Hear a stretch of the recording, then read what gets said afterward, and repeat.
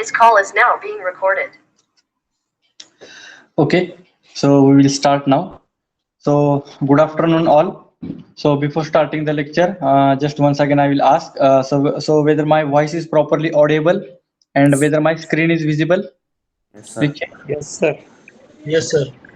Okay, so Yes, sir. once again, so in between, if my voice is breaking, so you just type the message in the chat box, or anyone from your side, you can unmute and please check whether voice is properly audible or not.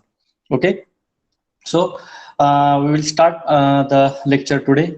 So once again, good afternoon all. So welcome to this online lectures of Direct Secondary Engineering, Mechanical Engineering Department.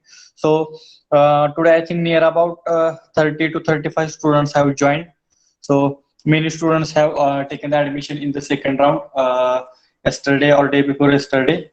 So Revanath Jadhav, I think my screen is not visible. So just once again, I will request. So total two screens are there from my side.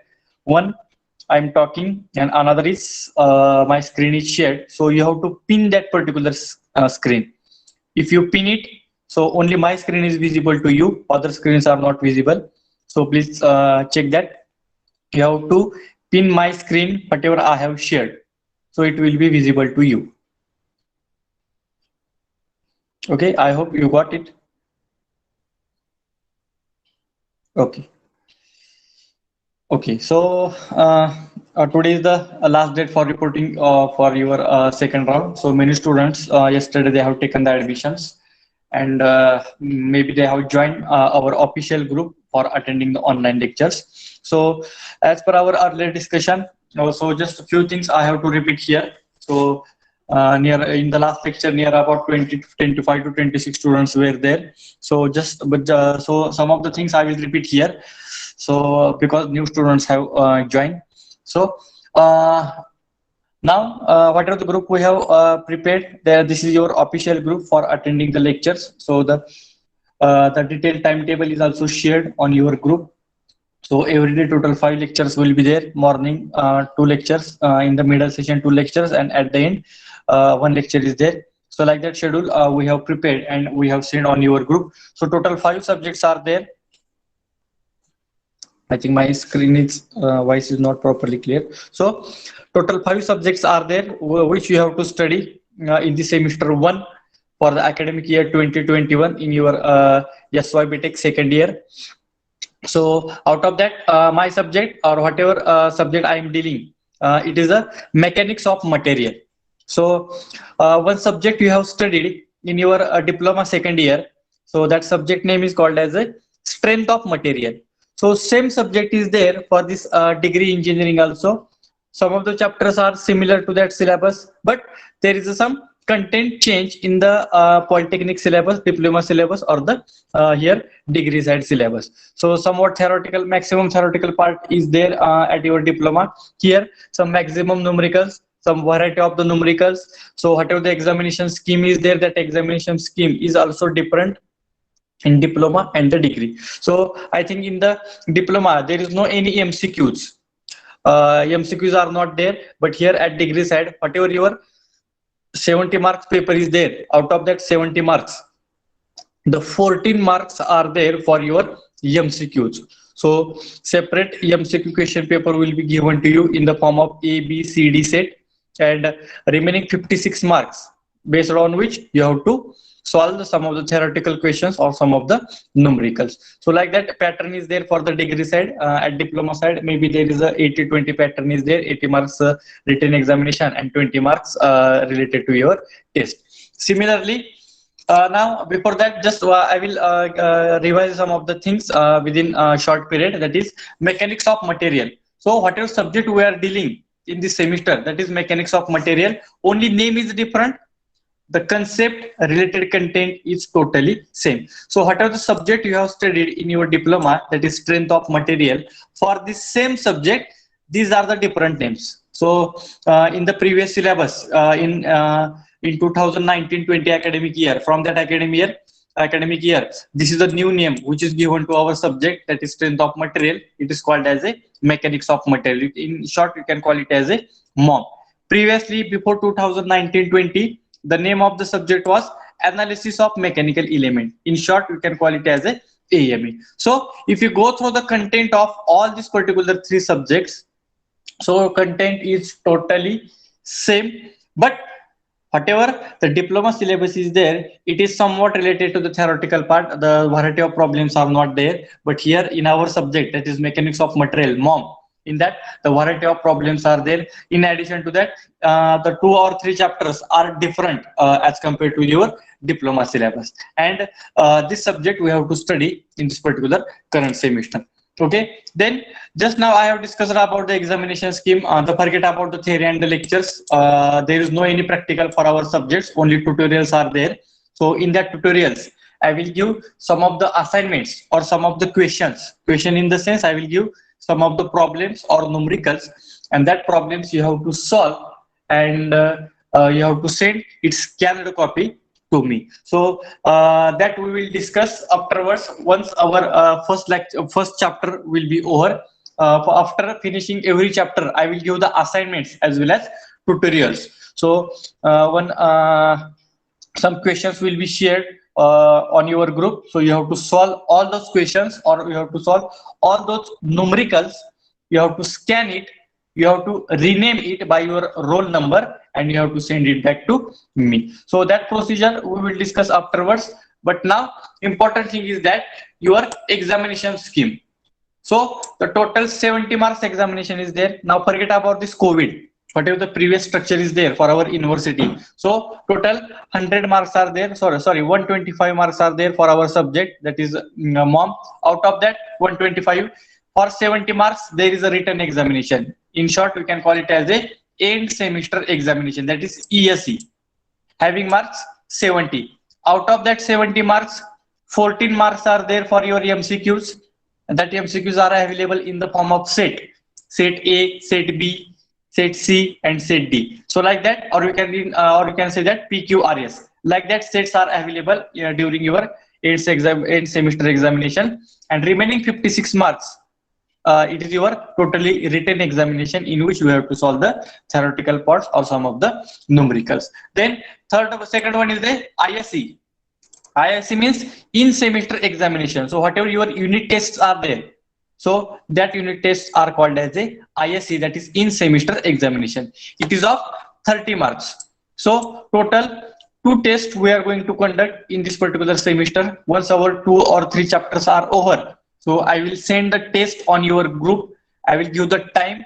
You have to solve that particular test, and you have to send it back to me within provided period or provided time. So like that, the 2 tests we have to conduct in this particular semester, and based on that 30 marks will be given to you. So we are taking the average. Maybe for example, in the first ISE you will get the 25 marks, and in the second ISE you will get the 29 marks. So average of 25 and 29 we are taking, and out of that 30 marks we will send to the university for the further calculation. And last one is related to the ICA. ICA means internal continuous assessment. We can call it as a term work. So this term work is based on your submission. So whatever the assignments I am giving, whatever tutorials I am giving, whatever submission part, another submission part I am giving, and important thing is that your attendance. So whatever lectures we are attending, based on the percentage of attendance, that ICA marks, that is 25 marks, will be given to you. So this is the total examination structure. So this is the basic structure. Now forget about the COVID, because in the last semester, so whatever the exams are conducted, that exams are conducted online. So in that online examinations, so the 50 questions are there, or 50 questions will be there. 1.5 hour time will be there, and in that period you have to solve that particular 50 questions. That is objective type of questions you have to solve. But what is the basic structure is there? That basic structure is in front of you: 70, 30, and 25. Okay, then now for this particular semester, as we know that now maybe your this semester 1 examination will be conducted at the end of the March 2021, or it may be conducted in the first or maximum in the second week of the April. And maybe as per the current situation, maybe there are chances to conduct that particular exam online, but we don't sure have any idea. Still, whatever the TE and BE examinations are going on in the Solapur University, that exams are conducted by online. But we don't have any idea about our second year because still 2-3 months are there, and in that 2-3 months, maybe if the situation is that much good, then maybe chances to take the examinations physically. But maximum chances, as per as my consideration, the exams will be conducted online. 80 to 90% chances are there. So maximum focus we have to give on the MCQ type of questions. So for each and every chapter, we are having the MCQ booklet. So in that MCQ booklet, what we have done up till now, whatever this particular subject is added in the Solapur University. So based from that is from starting point to the last examination, whatever the MCQ questions are asked in the final examinations. So all that MCQ questions we have collected in one Word file. Chapter wise MCQ questions are there along with answer. And whatever that MCQ booklets are there, that MCQ booklet also we will share you for your study purpose. But before starting or at the end of any chapter, we will discuss that MCQs also. So I will present that MCQ booklet in front of you, and whatever we have studied from that particular chapter, by taking the reference or by understanding all the concept from that particular chapter, we will check whether our MCQs are correct or not, or we will discuss the MCQ part, so it will be very helpful for your final examination. So that MCQ booklet also we will share you after finishing each and every chapter. In addition to that, whatever the PPTs we are preparing for your teaching purpose, that PPTs also we will share. And important thing is that whatever the scanned notes are available, that scanned notes chapter wise also we will share to you after finishing each and every chapter. So don't worry about the study material. In all respect, along with recorded lectures, if anyone students is missing any of the lectures due to some maybe a personal reason, genuine reason, so whatever the recorded links are there, that links also we will share you. Through that particular link, you can see that particular video and you can understand the lecture. But it's my humble request to all of you, don't remain absent. If you are missing any one of the lectures, the next part it is very difficult to understand. If any genuine reason is there, please call to your class coordinator, inform him. But afterwards, you have to clear all the things, maybe from that particular subject teacher or maybe from your friend. Okay, so this is about the examination scheme we have discussed. Then important thing is that the syllabus. Okay, so the total 8 chapters are there in your MOM, that is mechanics of material. In the section number 1, 4 chapters are there, and in the section number 2, 4 chapters are there. Okay, so the chapter number 1 is based on very simple part, because before studying the strength of material or before studying the mechanics of material, it is very important to understand all the basic concept related to the stress and strain, because there are so many forces are there which are applied on the body.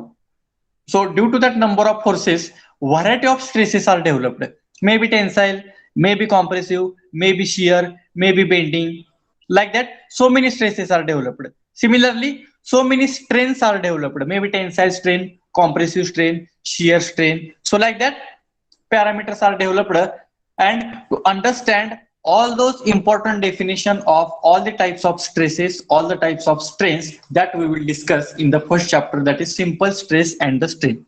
Then also we will discuss about the stress strain diagram for the ductile and brittle material. Maybe you have studied this particular diagram so many times, but this diagram is very important for your further study. Maybe if you are appearing for the GATE examination in future, or maybe in the third year or the last year, if you are appearing for your campus drive or training placement activity, in such types of the activities, this particular chapter number 1 is very important. That is the stress strain diagram for ductile material, brittle material. Then there are important points: what is the use of proportional limit, what is the use of elastic limit, what is mean by the upper yield point, what is mean by the lower yield point, like that. All the important basic things we will discuss in the chapter number 1. And then some of the numericals we have to solve based on the calculation of stress, strain, and important thing is that deformation. Because what happen if the body is subjected to the external load. एखाद्या बॉडीवर जर आपण एखादा external load apply केला, that time that body will get deformed immediately. Deform means maybe its length is goes on increasing, sometimes its length is goes on decreasing, and the calculation of that increasing length or calculation of that decreasing length is called as a deformation calculation. So that simple numericals we have to solve in the chapter number 1. So this chapter is very simple, but in this particular chapter near about 6 to 7 types of problems we have to solve. So total 6 to 7 varieties or types are there. On that types we have to solve the number of numericals. In the remaining 7 chapters only 2 or 3 variety are there, but in the chapter number 1 it is looking very simple if you go through this particular content, but we have to solve the variety of types of problems in the chapter number 1, and that variety of problems we have to understood from the chapter number 1. Then second chapter, strain energy and the impact load. So in the last lecture also I have explained all the things in the detail, that is strain energy and the impact load. The strain energy, in short, I will clear the things. That is strain energy. If you take the example of spring, maybe coil spring is there. If I will apply the load on the spring get compressed, means some amount of energy is stored in that particular spring. If I will release the force of that particular spring, that spring regain to its original position. Means what happen? Whatever the amount of energy stored in that particular spring, that energy it will get released. So what is the requirement in the chapter number 2? Whatever the force is applied on any component, due to that force, how much amount of energy is stored in that particular body, that strain energy we have to calculate.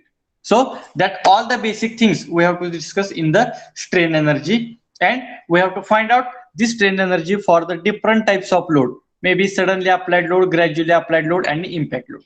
Gradually applied means, I will clear the things. Gradually applied means slowly we are increasing the load. For example, from 10 to 15 kilonewton, 15 to 20, 20 to 25, 25 to 30, like that. If we are increasing the load, then this load will becomes under the category of gradually applied load. Then what is mean by the suddenly? Suddenly means initial point zero load, and immediately if I will apply the 50 kilonewton load, so that load will becomes under the category of suddenly applied load. That means in gradually I will increase the load slowly, 2, 3, 4, 5, 6, 7, 8, 9, 10, like that. But in suddenly from 0 to directly I will apply the 50 kilonewton load, so it will becomes under the category of suddenly. Then what is mean by the impact load? Impact load means if I will throw any component on another component. For example, आपण दगड हातात घेतला आणि वरून जर तो सोडला, तर that stone will be moving in downward direction and it will be strikes on the land. So whatever the force is applied from certain height, so that load will be called as a impact load. म्हणजे gradually आणि suddenly आपल्या लोडचा जर आपण विचार केला, तर त्या load मध्ये आपल्याला हाईटचा कुठलाच मॅटर येत नाही, कारण ज्याला आपण लोड अप्लाय करतोय आणि ज्या बॉडीवर आपण लोड अप्लाय करतोय त्या दोन्ही मध्ये पण तुमचा काय असणार आहे, काय तर कॉन्टॅक्ट पॉईंट असणार आहे. But in impact load initially there is no any contact. दगड आपण हातात उचललेला आहे, जमीन खालच्या बाजूला आहे, there is a certain height between that particular stone and the land. If I will move that particular stone, so it will be moving downward direction, it will get strike. Once it will strike, so whatever the load is applied, that load will be called as a impact load. So all these particular basic things and the amount of energy stored we have to calculate in the chapter number 2. Then third chapter is related to the principal stresses and the strain. So this chapter is very important. In this particular chapter we are having the two methods, analytical method and graphical method. Analytical means the list of formulae in front of you. By using that particular formulas, we have to solve the numericals. So this is called as a analytical method. Graphical method means whatever the statement is given to you, by using that particular statement, we have to draw one circle. That circle is called as a Morse circle. And by using that particular Morse circle or by using that particular graphical method, we have to calculate the unknown parameters, means principal stresses and the strains. So in detail, once again we will discuss that particular part. when we will start that particular chapter. Then chapter number 4, torsion. Immediately you have to remind that torsion is related to the circular shaft. In shaft, there is no any tensile stress, there is no any compressive stress, as the shaft is subjected to the some amount of torque, or if it is subjected to the torsion in that particular rotating shaft, the shear stress, shear strain are induced, and that shear stresses and strain we have to calculate in the chapter number 4. Also sometimes we have to calculate the power transmission capacity, because what is the function of shaft? To transmit the motion from one shaft to the another shaft by using the drives. Drives means we can use the belt drive, we can use the chain drive, we can use the gear drive. So from one shaft to the another shaft, the power will get transmitted, and that power transmission capacity also we have to calculate in the chapter number 4. So this is about the 4 chapters in the section number 1. Then the second section, again the 4 chapters are there. In that, all the 4 chapters are related to only one structure, that is beam. You know the beam. Beam is one of the horizontal structure which is supported by the 2 supports.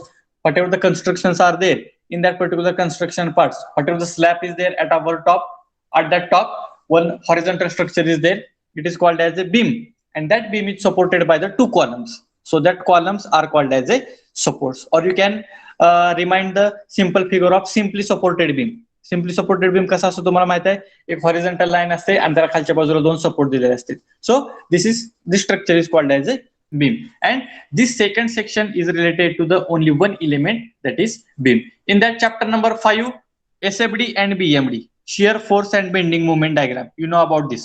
If the number of loads are applied on the beam, so what happen? The bending of the beam is taking place. At that time the shear force is also induced. Means sometimes the beam is subjected to the point load, sometimes beam is subjected to the uniformly distributed load, that is UDL, sometimes it is subjected to UVL, sometimes it is subjected to the couple. If the number of loads are applied on that particular beam, so what happen? That beam is subjected to the some amount of shear force at each and every point, and some amount of bending moment to the each and every point. म्हणजे प्रत्येक पॉइंटला काहीतरी share force develop होणार आहे, प्रत्येक पॉइंटला काहीतरी bending movement develop होणार आहे, and that shear force and bending movement we have to calculate. And after the calculation, we have to represent that SF calculation and BM calculation in the form of one diagram.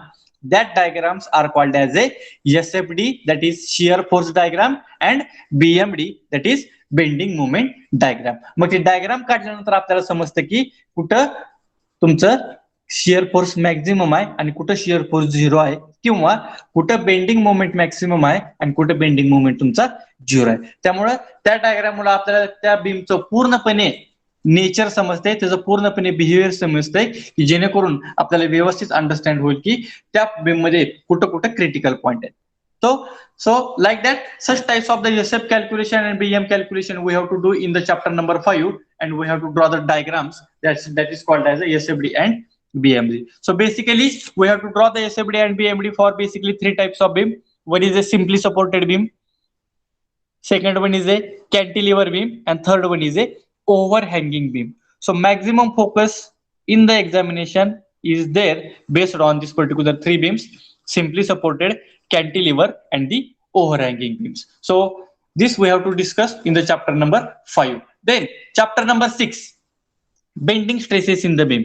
So what happen if beam is subjected to the load? For example, here if I will draw the figure, if beam is subjected to the load, it will get bent in downward direction. So whatever the curve is there at the bottom side, it represents the bending of the beam. So due to that bending moment, what happen?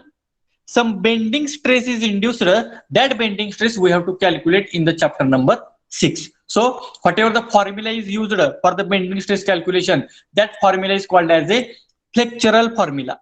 Sometimes in the examination, derive the derivation for the bending stress formula, like that question will be there. Sometimes derive the derivation of flexural formula.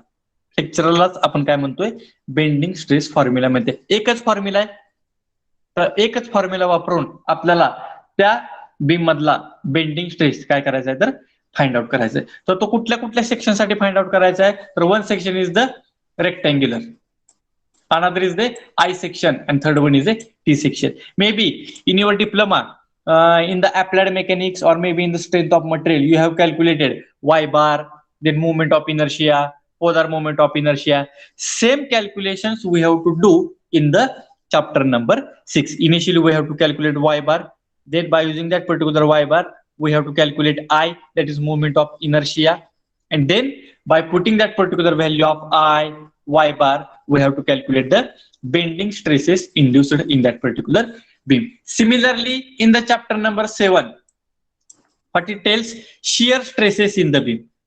जसं बीमवर force apply केल्यामुळं त्या beam मध्ये काहीतरी एक bending movement create होत होता, त्याच वेळेस त्याच बीम मध्ये काहीतरी शियर फोर्स पण काय होतो, डेव्हलप होतो. जर शियर फोर्स डेव्हलप होत असेल तर त्या बीम मध्ये शियर स्ट्रेस पण डेव्हलप होत असणार. तर that shear stress calculations we have to do in the chapter number 7, as the beam is subjected to the number of loadings. Due to that loadings, beam is subjected to the shear force, and by using that shear force, I will calculate the shear stress in the beam by using the chapter number 7, and simultaneously that beam is subjected to the bending moment, and by using that particular bending moment, I will calculate the bending stress in the beam by using the chapter number 6. So chapter 6 and 7 are related to the stresses calculation in the beam, that is bending and the shear. And last chapter is related to the slope and deflection of the beam. So slope and deflection म्हणजे काय असणार आहे बघा. Again in this particular figure, the beam is bending in a downward direction, that is one slope is created. The distance between top point and bottom point, whatever the vertical line I have drawn, the distance between top point and bottom point, this is called as a deflection of the beam.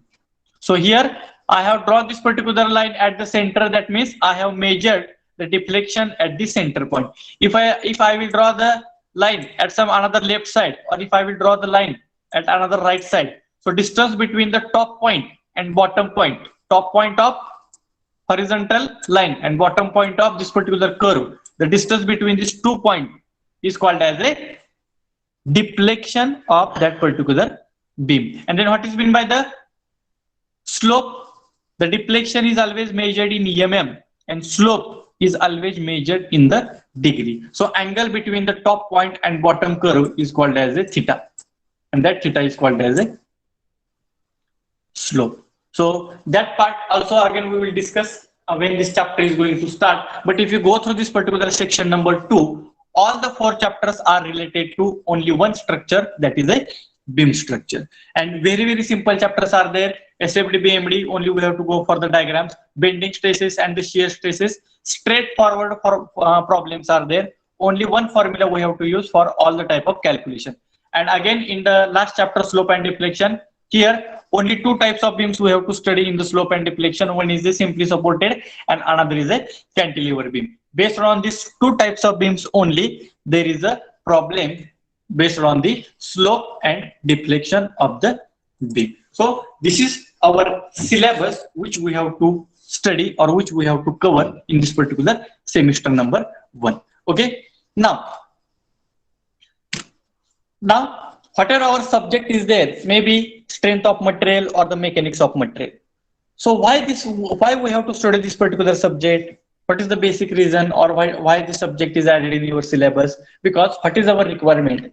If you have developed, or if we have manufactured, or if any industry has been manufactured a type of component, so without its testing, it is not possible to install that component in the working condition.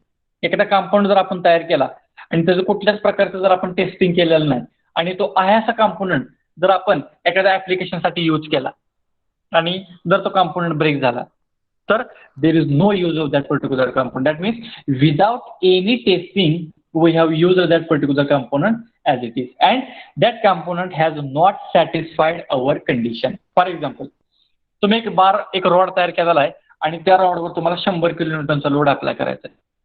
तर 100 किलोमीटरचा load तुम्हाला apply करायचा असेल तर तो बार त्या लोडला if I have to apply the 100 kilonewton load on that particular bar, that bar should be designed up to the 100 kilonewton. So that bar sustain the load up to 95, 98, 99, 100. But if it will cross the 100 kilonewton, immediately it will get break. But that bar has satisfied our condition. That means he has sustained the load up to the 100 kilonewton. Our condition is satisfied. But we have developed it for 100 kilonewton and bar is breaking at 50 kilonewton only. So there is no use of that particular bar. So whatever the components are generated in the industries, whatever the different types of materials are developed in the industries, initially we have to conduct all the types of tests, maybe tensile test, maybe compressive stress. That screen is particularly blank. Intentionally, I have kept it blank. No problem. Don't worry. So there is no use of that particular component. So we have to conduct the all types of tests on the all the types of component. If you take the example of four-wheeler vehicle or two-wheeler vehicle, if company is developing new vehicle, initially that company has to conduct number of tests. If that body or if that particular vehicle, if it will give the good result, then and then only, if it will give the good result, then and then only that vehicle is used or it will get launched in the market. But if the vehicle performance is very low and it has been observed during the testing, so that vehicle will not be launched in the market. So our subject is telling that strength of material means, strength means resistance to deformation. Strength means resistance to the deformation. If I will apply the load on any type of components and due to that load, the deformation is taking place. But what is my requirement? I have to avoid that particular deformation. That means without deformation, that body has to sustain the amount of load.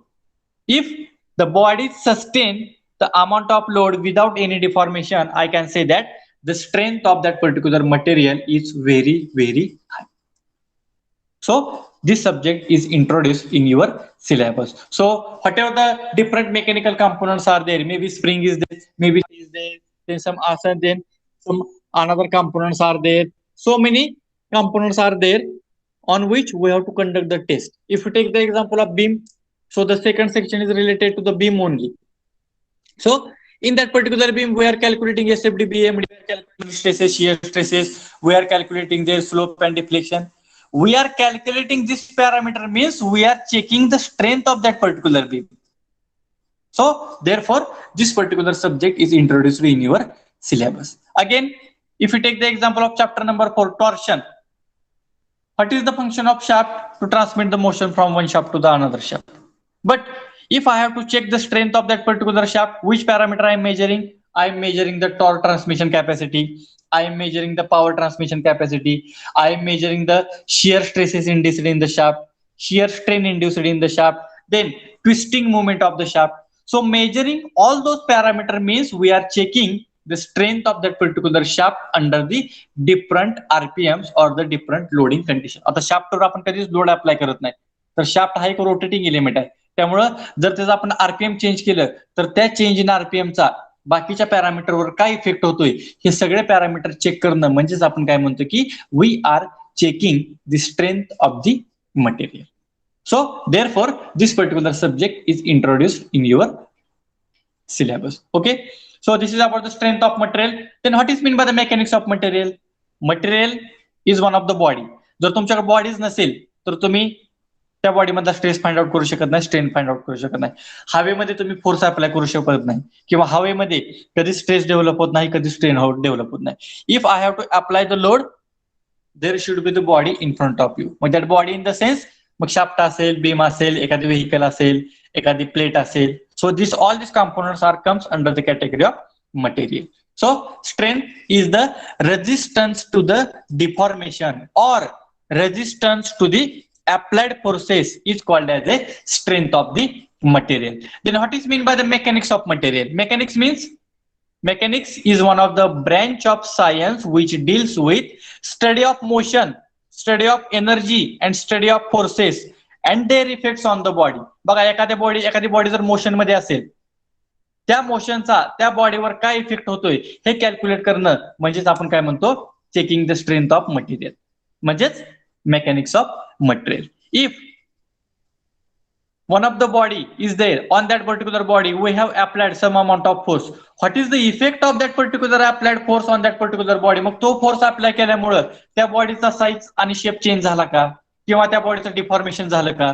जर deformation झालं असेल तर त्याच्यामध्ये length increase झाले का length decrease झाले, हे सगळे parameter check करणं म्हणजेच काय, we are checking the strength of material, means it is called as a mechanics of material. So whatever the figure, whatever the slide is in front of you, it is called as a applied mechanics or the mechanics of material. Out of that, whatever the mechanics word is there, that mechanics word is very, very important. So here I have written branch of science which deals with study of motion, energy and forces. प्रत्येक मोशनचा study करणं, प्रत्येक एनर्जीचा study करणं, प्रत्येक फोर्सचा study करणं, आणि ह्या तिन्ही पॅरामीटरचा एखाद्या बॉडीवर काय इफेक्ट होतो अप्लाय झाल्यानंतर तो स्टडी करणं म्हणजेच आपण काय म्हणतो, mechanics of material.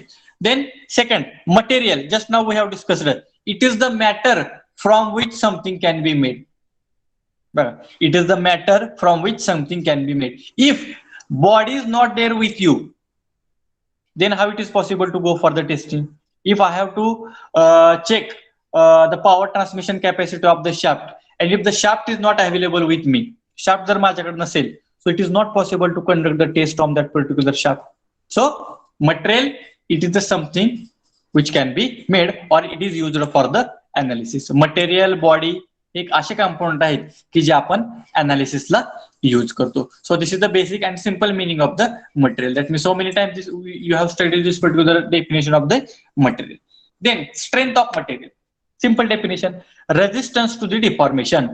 जोपर्यंत तुम्ही त्या बॉडीचं डिफॉर्मेशन अवॉइड करू शकत नाही तोपर्यंत आपण त्या बॉडीला स्ट्रॉंग आहे किंवा त्या बॉडीची स्ट्रेंथ जास्त आहे असं आपण म्हणू शकत नाही. जसं मी मगाशी एक्झाम्पल दिलं, if I have to manufacture the component or body to sustain the load up to 100 kilonewton, जर त्या डेव्हलप केलेल्या बॉडीनं किंवा त्या रॉडनं 100 किलोन्यूटन लोड जर सस्टेन केला तर तुम्ही म्हणू शकता की मी डेव्हलप केलेला कंपोनंट 100 किलोन्यूटन लोड सस्टेन करतोय म्हणजेच त्याची स्ट्रेंथ जास्त आहे. मग 100च्या वर तुम्ही समजा 105 नेला तर 105 ला ऑब्व्हियसली तो कंपोनंट ब्रेक होणार, पण that component has satisfied our requirement to sustain the load of 100 kilonewton. Therefore the strength is the resistance to the deformation or resistance to the applied load without any deformation. म्हणजे जो काही load आपण externally apply करणार आहे त्या apply केलेल्या लोडला आपल्याला काय करायचं आहे, रेजिस्ट करायचं आहे, पण ते रेजिस्ट करताना त्या बॉडीचं कुठल्याही प्रकारचं डिफॉर्मेशन झालं नाही पाहिजे. तर तुम्ही एका बाजूने तो लोड रेजिस्ट करताय पण दुसऱ्या बाजूला त्या बॉडीचं डिफॉर्मेशन झालेलं आहे, we cannot say that strength of material is high. That body should sustain the amount of applied load without any deformation.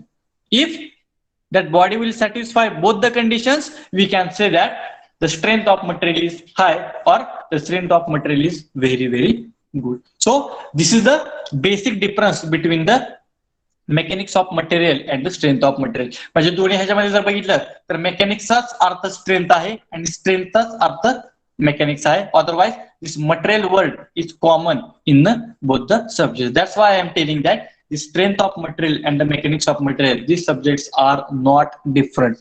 Only somewhat content is different, somewhat chapters are different, otherwise totally concept is same. So this is about the mechanics of material and the strength of material. Now the important thing is that next important thing, that is applied mechanics. So maybe in your first year you have studied this applied mechanics subject, but there is a basic difference between the applied mechanics and the strength of material. One basic difference, that is study of external forces applied on the rigid body. A rigid body means, here I will draw one body. Rigid means it is totally fixed from all sides. Okay, this is rigid body and I will apply the load from the top side. So this particular body is subjected to this amount of external load, but the deformation of this body is not taking place. Why? Why deformation is not taking place? Because the body is fixed from all sides or body is fixed from all the directions. So the body will be considered as a rigid, and due to its rigid construction, the deformation of body is not taking place, and such types of the problems we are studying in the applied mechanics. In the applied mechanics, whatever the bodies we are considering, all the bodies will be subjected to the rigid, where the deformation is not taking place. Okay. Then what is meant by the MOM, mechanics of material, SOM, or AME, that is strength of material. What is meant by this? Just wait. See, definition of SOM. Study of internal effects produced in the elastic body due to the external force. In applied mechanics also we are applying the external force. In SOM also we are applying the external force. But in applied mechanics, body we have considered as rigid, means it is fixed from all sides. But whatever the body we are considering in the SOM or MOM, that body will be considered as a elastic body. What is meant by the elastic body, or what is meant by the elasticity? You know the property of the elasticity. One material property is there. What is that elasticity? If the force is applied on body, the body will get deformed. If the force is removed, body regain to its original position. म्हणजे एखाद्या बॉडीवर जर आपण force apply केला तर त्या बॉडीची strength वाढणार किंवा कमी होणार, म्हणजे डिफॉर्मेशन झालं. जर तो अप्लाय केलेला फोर्स जर मी रिलीज केला तर that body again regain to its original position. ती बॉडी परत त्याच्या ओरिजिनल पोझिशनला येते. ह्याच प्रॉपर्टीला आपण काय म्हणतो तर elasticity. And this particular property is applicable for the elastic bodies. So in SOM or in MOM, what I am interested, study of internal effects produced. Why deformation of body is taking place in SOM? Because there is a change in internal structure. For example, here I will draw one more figure. The force is applied like this. According to the direction, I can say that this particular body is under the tension. कारण दोन्ही पण एकमेकाला opposite direction मध्ये आहेत आणि ओढायला लागले. So due to this, what happen? The length of body goes on increasing like that. After some times, the length of body will be like that. So what happened? Due to the external force applied on this particular elastic body, their internal structure it will get changed. ह्या आतल्या material मध्ये काहीतरी change झालं म्हणूनच त्या बॉडीचं deformation झालं आणि त्याची लेंथ काय झाली, इन्क्रीज झाली. सो such types of the conditions or such types of the situations will be developed in only the elastic bodies because property of elasticity. So in the elasticity concept, the body is not fixed from all sides. It is totally free. One force is applied at the left side. So some amount of deformation is taking place at left side. One force is applied at the right side. So due to that, some amount of deformation is taking place at right side. If deformation is taking place, means we can say that this body will be the elastic body. But in case of a applied mechanics, the body is totally rigid. Rigid means it is totally fixed from all sides. Due to its fixed conditions from all sides, the deformation is totally zero. जर deformation zero होत असेल तर त्याच्यामधले other parameter पण आपण काय consider करतो तर झिरो करतो. But in case of a strength of material, if I have to calculate the deformation, if I have to calculate the stress, shear stress, bending stress, tensile stress, compressive stress, जर हे stresses develop होत असतील तर त्या बॉडीमध्ये काय तर deformation होत असणार. जर तुम्ही फोर्सच अप्लाय केला नाही, डिफॉर्मेशन होणार आहे का? नाही. If I will apply the tensile force, length is increases, tensile म्हणून लेंथ इन्क्रीज होणार आहे, means body subjected to the tensile stress. If I will apply the compressive force, body will get compressed, means length is decreases, but whatever stress is developed, that stress is called as a compressive stress. Means in case of a strength of material, due to that particular external force, original size and shape of that particular elastic body will get changed. आणि जर तुम्हाला एखाद्या बॉडीची जर strength major करायची असेल तर तुम्हाला त्या बॉडी मधला stress, strain, deformation, bending stresses, shear stresses, slope, deflection किंवा त्याचा ट्विस्टिंग मोमेंट, हे सगळे कंपोनंट मेजर करणं म्हणजेच we are checking the strength of the material. So this is the basic difference between the applied mechanics and the strength of material. And the every material should have adequate amount of strength. आपली रिक्वायरमेंटच आहे प्रत्येक मटेरियलला जी काही strength असणार आहे ती strength मॅक्सिममच पाहिजे. जेवढी strength maximum असेल तेवढं ते मटेरियल तुमचा लोड काय करणार आहे, सस्टेन करणार आहे. हा, काही कंपोनंट हे त्या particular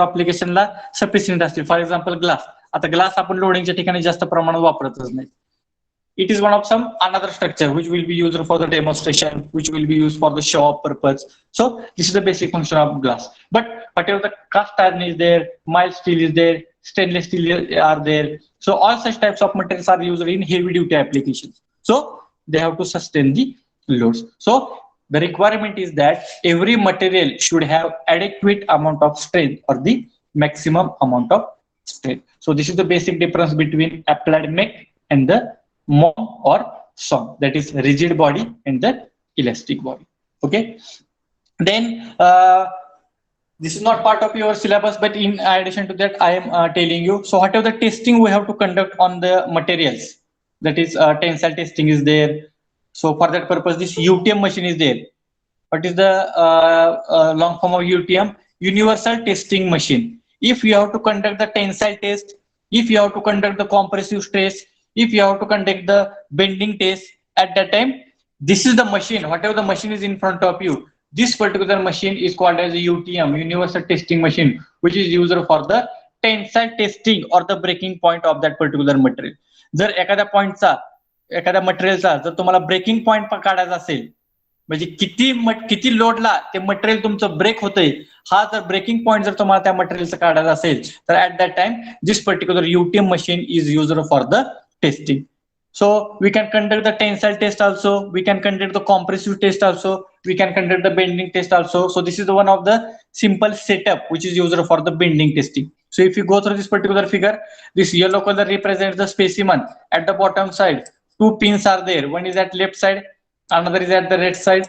The specimen is supported by this particular supporting spring. म्हणजे त्या दोन पिन वर आपण स्पेसिमन ठेवलेला आहे, and at this particular center point we are applying the force. So what happened?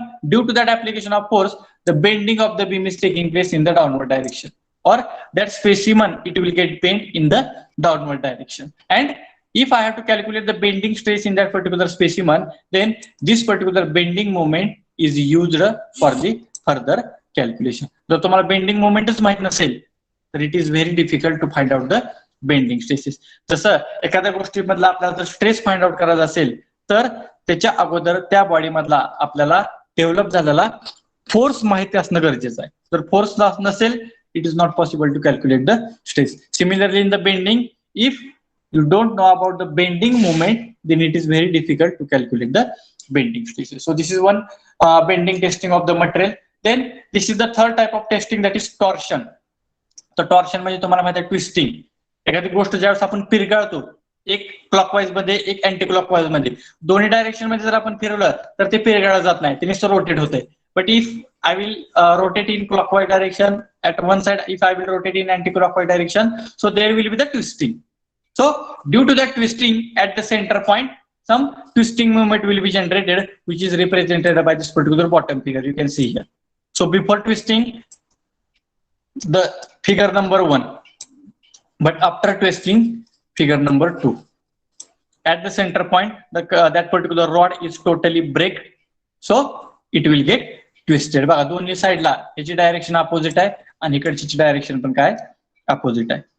So like that, torsion testing also we have to perform on that particular rotating shaft. आता shaft मधला tensile stress काढायची आपल्याला काहीच गरज नाही, compressive stress काढायची आपल्याला काहीच गरज नाही. महत्वाचा शाफ्टचे पॅरामीटर कुठले आहेत, तर एक माझा तुमचा शियर स्ट्रेस, शियर स्ट्रेन आणि तुमचा ट्विस्टिंग मुवमेंट म्हणजे थिटा. म्हणजे तुम्ही एखादी गोष्ट जर पिरगाळली तर ती किती अँगलनं ट्विस्ट झाली, तो अँगल कॅल्क्युलेट करणे म्हणजेच त्याला काय म्हणतो, calculation of twisting movement. Or sometimes we can calculate the power transmission capacity. But whatever the machine is in front of you, this machine is totally developed in order to calculate the torsion testing of the material. Torsion testing means we have to find out the twisting moment of that particular rotating shaft. So this is the addition part. This is not even your syllabus, but in our strength of material or in our mechanics of material, which types of testings will be carried out and which types of machineries are used to perform the such types of the testing.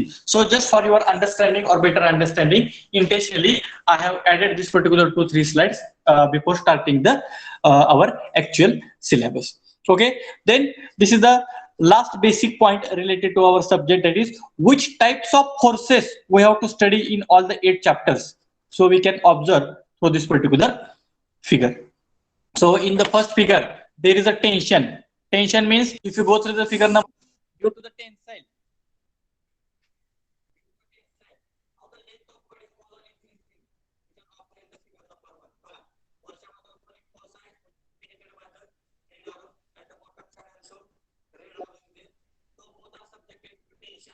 due to the tension, so length is increases, again bracket gets so position, so this is called as a tensile.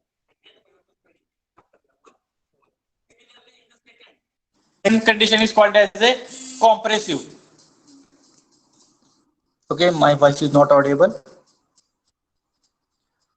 Now it is audible.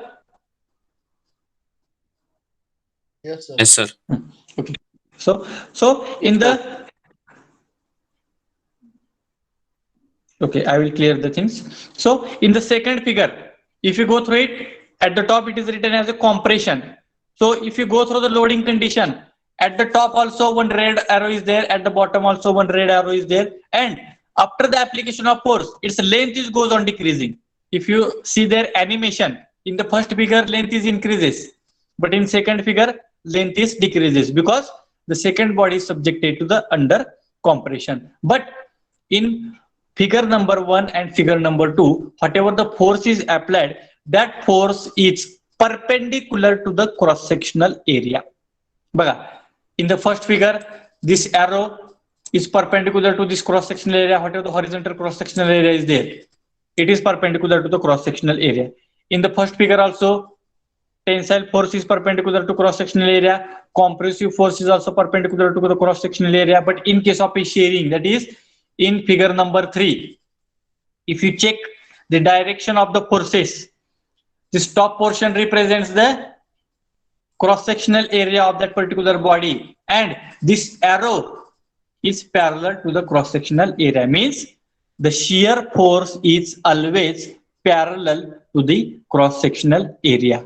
But tensile force and compressive force are always perpendicular to the cross sectional area, and that tensile force and compressive force are also called as a direct stresses or the normal stresses. But in case of a third figure, your applied force direction is parallel to the cross sectional area, therefore this is called as a shear. बघा, एकमेकाला sharing म्हणजे काय होते, वरची body खालची body असली जाते, किंवा तुम्ही एकमेकावर जर असे हात रब केले, जर एकमेकावर हात असे जर घासले, तर that process or that particular motion or that particular force is called as a shearing action. म्हणजे वरचा हात खालच्या हाताला कसा आहे तुमचा, पॅरलल आहे, किंवा खालचा हात पण वरच्या हाताला कसा आहे तर पॅरलल आहे. That means both direction of force and cross sectional area both are parallel to the each other, therefore it will be considered as a shear. So this is the basic difference between tensile, compressive and the shear. Then fourth figure, torsion, how the twisting movement will be taking place. Baga, at the top that arrow represents it is rotating clockwise direction like this, at the bottom it is rotating anti-clockwise direction, and due to that at center point the twisting will be taking place. So you can see here animation, the twisting will be taking place like this. That twisting we have to calculate, means we have to check the strength of the shaft, or we have to check the twisting movement. If I will apply or if I will rotate that particular shaft in only clockwise direction, twisting will not be happen. If I will rotate in anti-clockwise direction, again twisting will not be happen. So we have to apply that particular rotations in equal and opposite direction. That means at the top clockwise, at the bottom anti-clockwise, and due to that the twisting will be taking place. And that twisting means we have to calculate the angle. Theta angle calculation means we have to measure the twisting movement. Then fifth figure is related to the bending. This is the one beam. आता मी ह्याच्या अगोदर figure काढलेलं कसं काढलं होतं, तर beam horizontal काढला होता आणि खालच्या बाजूने सपोर्ट दिले होते. But here the beam is represented in vertical direction. So at the left side two supports are there, and at the right side the force is applied. So due to that, how the bending of the beam is taking place, we can observe in the animation. So due to that application of load, the bending of the beam is taking place, and in that particular beam the bending moment will be developed, and by using that particular bending moment we can calculate the bending stresses, or at the same time we can calculate the shear stresses. कारण ह्या एकाच force मुळे त्या बॉडीमध्ये shear force पण develop होतो, plus त्या बॉडीमध्ये बेंडिंग मुवमेंट पण डेव्हलप होतो. म्हणजेच आपण शिअर स्ट्रेसेस पण फाइंड आउट करू शकतो आणि बेंडिंग मुवमेंट पण फाइंड आउट करू शकतो. And then the last figure is related to your column. जसं बीमला आपण बेंडिंग म्हणतो, तसं कॉलमच्या ह्याला आपण बेंडिंग ऑफ कॉलम असं कधीच म्हणू शकत नाही. तर त्याला सेपरेट वर्ड दिलाय तो म्हणजे काय, बकलिंग ऑफ कॉलम. बघा, column is always vertical in structure. Force is applied at the top side, also applied at bottom side, and due to that application of force, how the buckling is taking place. You can see at the left side there is a buckling like this. You can see at the left side how the buckling of the column is taking place.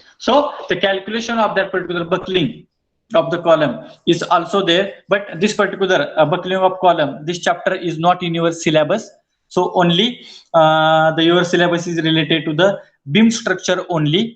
So otherwise that column chapter is not in your syllabus, but just for your additional thinking or additional extra understanding, I have introduced represented here how the bending of the beam is taking place and how the buckling of column is taking place. So that we can understood from this particular all the animations. So in our 8 chapters we have to study the figure number 1, figure number 2, figure number 3, figure number 4, and figure number 5. Your second section is totally based on the figure number 5, that is related to the bending or the beam structure. Your chapter number 5 is based on, chapter number 4 is based on the torsion, and remaining all the chapters are based on tension, compression, and the shearing. Only this much amount of loads we have to study in our syllabus, and we have to go for further analysis, means we have to check the strength of the all the type of materials. So this is about all the basic things we have discussed today. So yesterday also I have discussed all these things, but today some new students have joined, therefore I have repeated same things again and again just for your better understanding. So maybe once it will get finished, we will start with our chapter number 1, that is simple stresses and the strain. But up till now, whatever I have studied, so many times for the some of the students, there may be repetition for the 1 or 2 times, but those who have joined new, so whether all of you have understood whatever we have discussed today. If you have not understood, please ask me. You unmute from your side, or you can send the message in the chat box, so I will clear the things here only. So everyone, whether it is understood? Yes, sir. Yes, sir. Anybody? Okay. So you can you can send the message in the chat box if you are really having any problem. If it is not, then no problem. So can we move to the next part?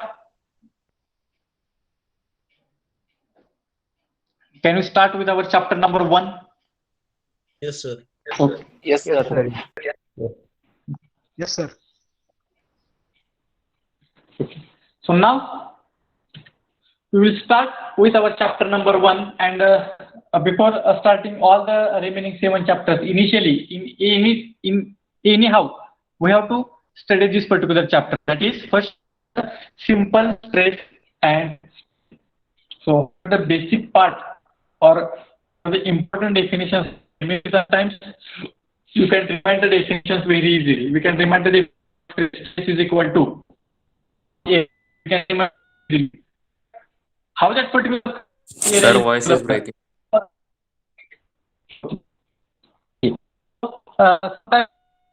The formula stress equal to force upon area. You can remind it easily. Okay. Sir, voice So is I will breaking. clear the voice. Just wait. Okay. Just wait. I will leave in for the few minutes and I will rejoin. So that due to that network,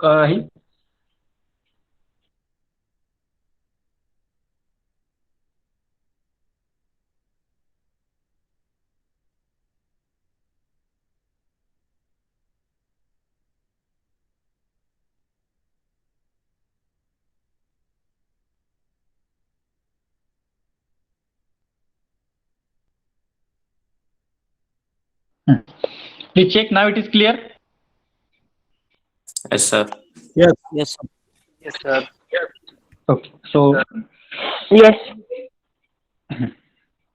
Okay. So the chapter number 1 is the simple stress and strain.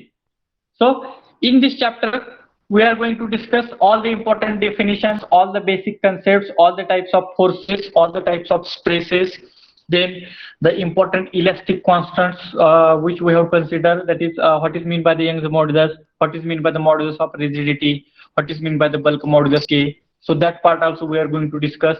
Again, some of the basic concept related to the what is meant by the linear strain, what is meant by the lateral strain, then the stress strain diagram for the ductile material, stress strain diagram for the brittle material, the use of each and every point, importance of each and every point that we are going to discuss in the stress strain diagram.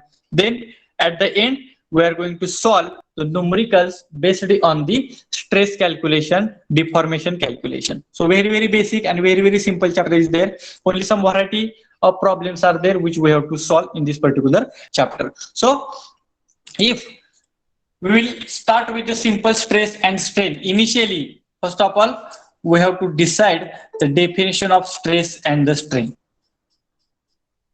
Okay, we have to decide the definition of stress and the strain. Stress, immediately we can say stress is equal to force upon area. But which types of force and which type of cross-sectional area, that we have to understood from this particular stress definition. So initially we will discuss the definition of stress. The stress is also called as a normal and the direct stresses. So whatever the two types of stresses are there, tensile and compressive, that two types of stresses are also called as a normal stresses or the direct stresses. So just for your better understanding, so here one figure is there in front of you. So what that particular figure represents, so in the first figure, one rod is there. You can see here, one rod is there. Okay, it is having the some amount of length. It is not mentioned here, but we can consider some L is the length of that particular rod, and here they have represented A0. It represents the cross-sectional area. If that rod is rectangular, we can calculate the area by using L into B. If that rod is circular in cross-sectional area, we can calculate its cross-sectional area. If diameter is given, that is pi by 4 d square. It depends upon that particular section. It depends upon that particular shape of that particular body. So what happened here? This rod is subjected to the external force.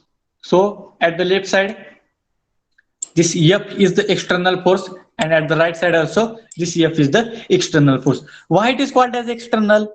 Because force is applied externally. म्हणजे त्या बॉडीच्या बाहेरच्या बाजूनं आपण force apply केलेला आहे. त्यामुळे आपण म्हणू शकतो की the given rod is subjected to some amount of external force. Some amount of external force means here the quantity is given as a capital F. Therefore, some amount of external force. But here, if you go through the definition, as we know that stress is equal to force upon cross-sectional area. Simple definition. So force is represented by capital F, and the cross-sectional area is represented by the A0. And finally, here the formula is written: stress is equal to force upon area. So the stress is equal to force upon area. But which type of force and which type of area, that understanding is very important. So here in the second figure, if you go through it, so what is that figure represents? Just see here, one rectangular section is there. Okay, it is subjected to some amount of force like this. It can be considered as a P. Instead of F, I will consider the P. Okay, and this is the one section. At the center point, one section I am considering. So what happened? Due to this P amount of external force, the deformation of body is taking place. When body is subjected to the external load P, then it undergoes some amount of deformation. म्हणजे त्या बॉडीवर एक external force apply झाल्यामुळे त्या बॉडीचं काहीतर deformation होणार आहे किंवा deformation झाला असेल. But at that time, that body itself develop one internal resisting force. ह्या बॉडीमध्ये ही बॉडीच स्वतः काय करते? तो फोर्स सस्टेन करण्यासाठी किंवा ते डिफॉर्मेशन अवॉइड करण्यासाठी that body itself develops one internal resistance force which is represented in the second figure. बघा एक सेंटरला मी एक आता गोल सर्कल करतो की त्याच्यामध्ये काय केलेलं आहे बघा, only left side of the body is represented. बघा ही वरची बॉडी जर मी काय ड्रॉ केलेलं आहे की ह्याची लेफ्ट साइड आहे आणि इकडची बाजू ही right side. So in the bottom figure only left side is represented. At the left side this P amount of force is developed and exactly at its opposite side one resisting force R is developed. So this is not an additional force. To avoid the deformation of that particular body, that body itself develops some internal resistance force. ती body काय करते, स्वतःच एक internal resistance force develop करते की ज्याच्यामुळे त्या बॉडीचं immediately deformation होणार नाही. म्हणजे काय होते बघा, हा पी साइडचा फोर्स हा ह्या बॉडीला लेफ्ट साइडला ओढतोय, तर this resisting force are is oppose to deform in the left direction. Similarly in the last figure इथे काय केलंय, तर राईट साइडचा पोर्शन रिप्रेझेंट केलेला आहे. वरच्या फिगरचा राईट साइडचा पोर्शन रिप्रेझेंट केला आहे. तर राईट साइडला हा पी अमाऊंट ऑफ फोर्स तर अप्लाय केलेला आहेच, but at the left side again that body itself develops one internal resistance force which is represented by the capital R. So that internal resistance force is itself developed by that particular body to avoid the deformation of the body. म्हणजे for example बघा, जर ह्या बॉडीवर 50 किलोन्यूटनचा force left साइडला आणि right साइडला apply झालेला असेल, तर ह्या मधल्या फिगर मध्ये तिकडच्या बाजूला 50 आहे जो रिप्रेझेंट करतो capital P.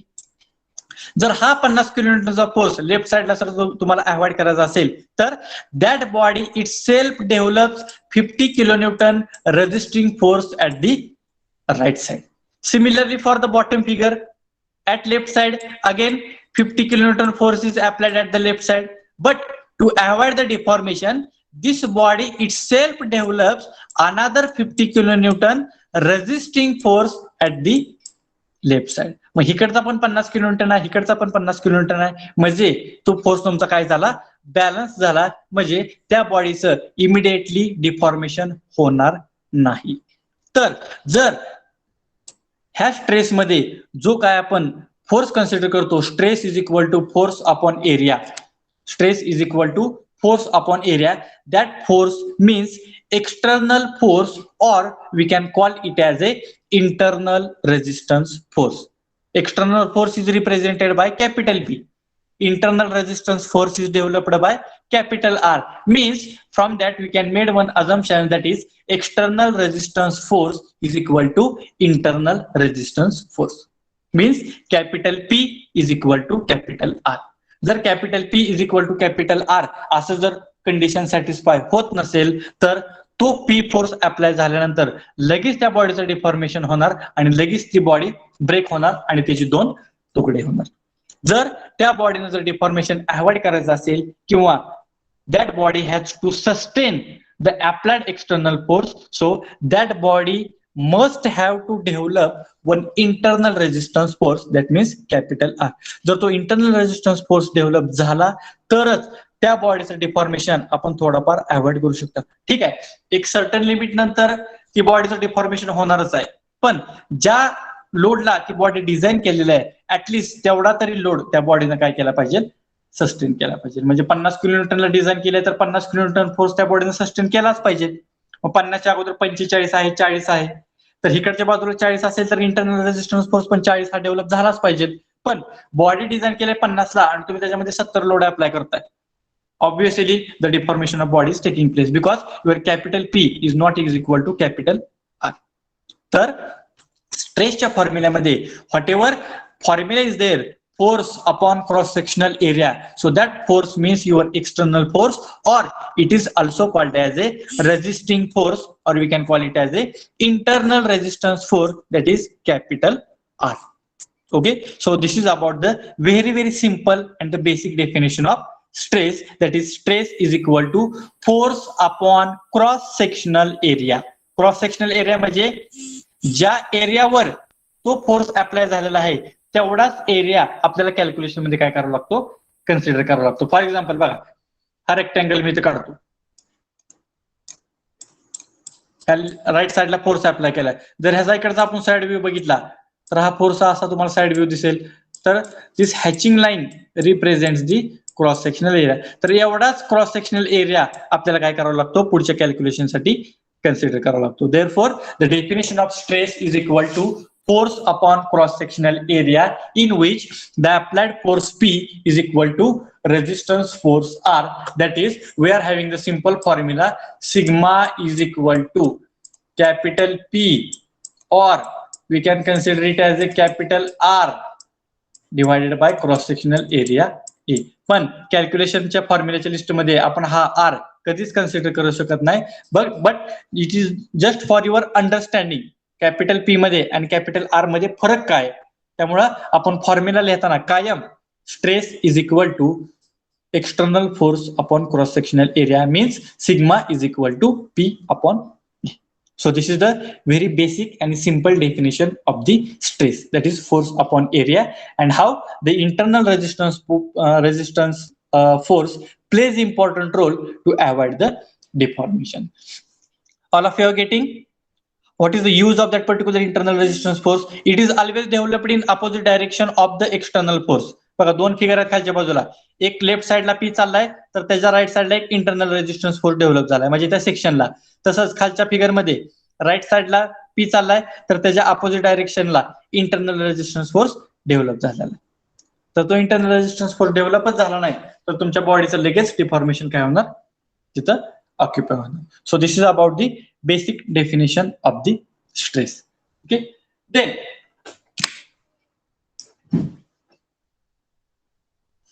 what is the definition of strain? Before moving to the next part, what is the definition of strain? Simple definition: strain is equal to change in dimension. I am telling the basic definition. Strain is equal to change in dimensions upon original dimensions. Simple definition. So what happened? Before application of load, there is no change in dimension. For example, one rod is there and its original length is capital L. No load is applied, so length will be considered as a capital L. But if I will apply the some amount of load, deformation is taking place, means length is increases or sometimes length is decreases. Let us understand that length is increases. That means your length becomes delta L. Original length is capital L.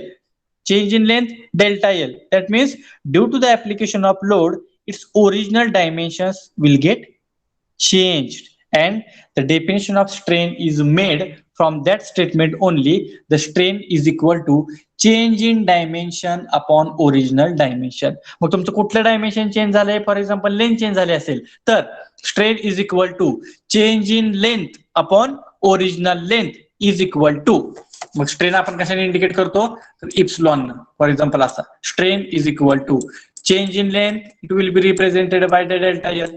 Original length it will be represented by the capital length. ह्या ठिकाणी जर तुमचा diameter change झाला असेल तर we can made the definition like that epsilon is equal to change in diameter upon original diameter.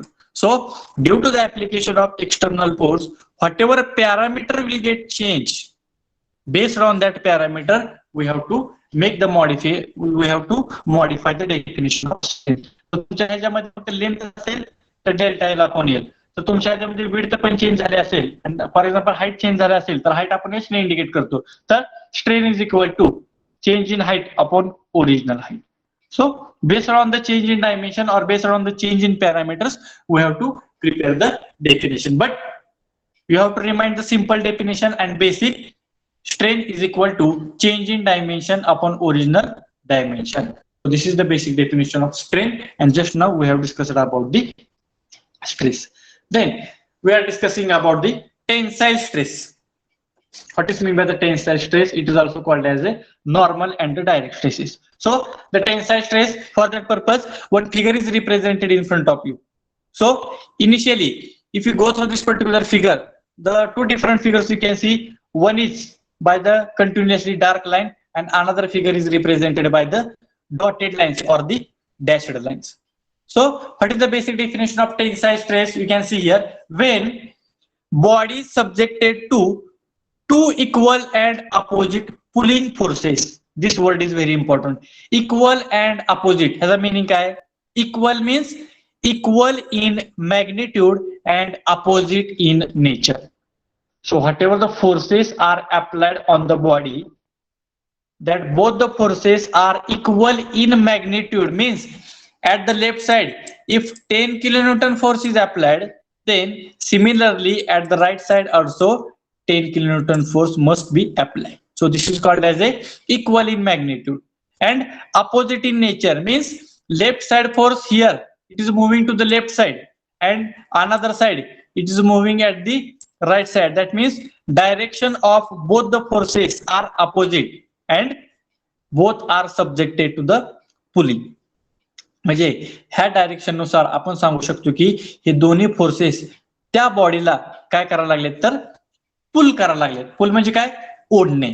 So if you go through if you see the figure from that particular figure and according to that directions we can see how the body is subjected to the equal and opposite. Equal in magnitude 10 kilonewton, opposite in nature means one is moving to the left side, another is moving to the right side, and according to that direction I can say that both the forces are subjected to the pulling forces. Pulling means ओढणे. मग अशा प्रकारचा pulling force equal and opposite pulling force apply झाल्यामुळे whatever the corresponding stress is developed, that stress is called as a tensile stress. बघा, if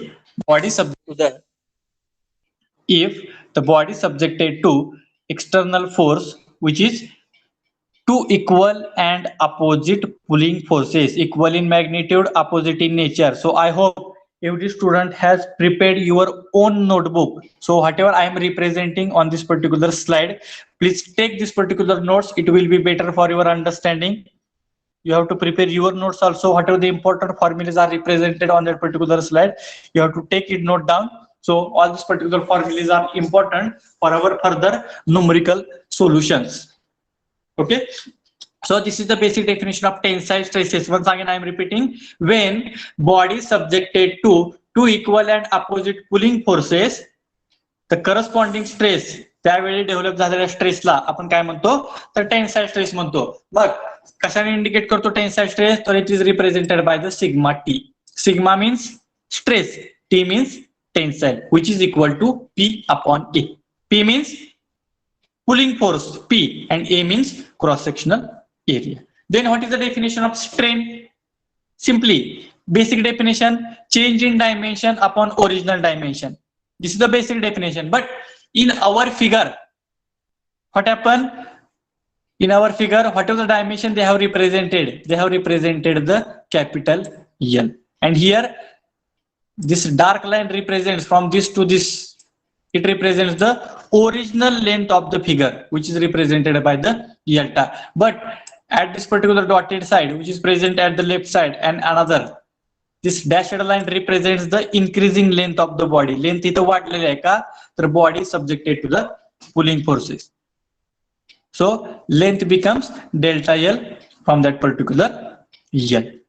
Then how to make the definition of strain? Strain is equal to change in dimensions upon original dimension. But here our dimension is changed, our length is going to change. Therefore, I will modify the definition, that is ratio of increased length to the original length is called as a tensile strain. Tensile means it is always in positive or it is always in increasing position. And from this particular figure also, we can observe that whether length is increases or whether length is decreases. But here by this particular dashed lines or by the particular this dotted lines, the length is increases. Therefore, the ratio of increase in length to the original length is called as a tensile strain, and that strain is represented by the small e.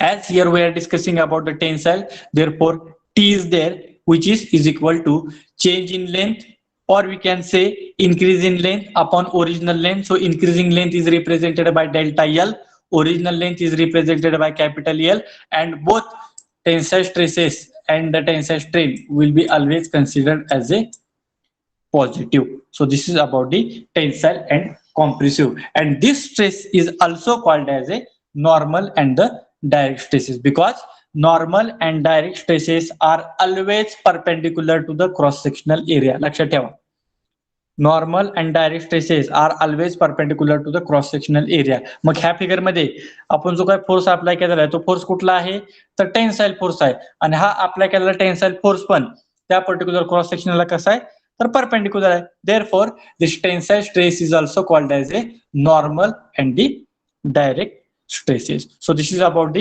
tensile stress and tensile strain. Then we will discuss about the compressive stress and strain. Exactly opposite. Again, if you go through this particular figure, in this particular figure, one body is there. On that particular body, the P amount of force is applied at the left side, also at the right side. Its original length will be considered as a capital L. Okay, so due to that application of force, the modified figure is represented by the dotted line. Now here we are discussing about the compression. Now, how the definition will be made? In the previous case, when body is subjected to two equal and opposite pulling forces, pulling म्हणजे ओढणे, in case of a tensile. But here, when body is subjected to two equal and opposite pushing forces, two equal and opposite, this word is common for tensile as well as compressive. Two equal means equal in magnitude.